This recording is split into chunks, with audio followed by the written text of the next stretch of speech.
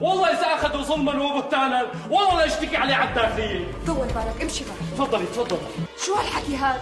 القانون بده يمشي وبده يمشي على الكل، وبدك تطالع السيد شوكت وقال له بدي اقدم بلاغ للامن العام، وانا بكل الاحوال بدي اقدم بلاغ اذا طالعته ولا ما طالعته، لشوف شو اخرتها معك. يا القانون يا انت، فهمت لما لا؟ وبالقانون انت ما لك شيء على السيد ابو عصام. تفضل ابو عصام، انت حر فينك تروح، تفضل احجزه، تفضل اذا كنت شاطر. ابو عصام ان شاء الله احكي لك كلمه مع الخانم ما بدها تبلينا. اهلين يا شيخي، الحمد لله على السلامه، والله اشتقنا. الله يسلمك ويديمك. شلون قدس شيخي؟ ما شاء الله اطعم من الجنه والله. الله يطعمنا زيارته يا رب. خير ابني، في شيء صاير شيء؟ والله صاير كثير يا شيخي، صاير كثير. ابو جودات انت ما بتفهم يعني؟ انت شو عامل لحتى يتقدم فيك شكوى للامن العام؟ لك سيدي كيدي وحياة معزتك يا سيدي شكوى كيديه. شكوى كيديه؟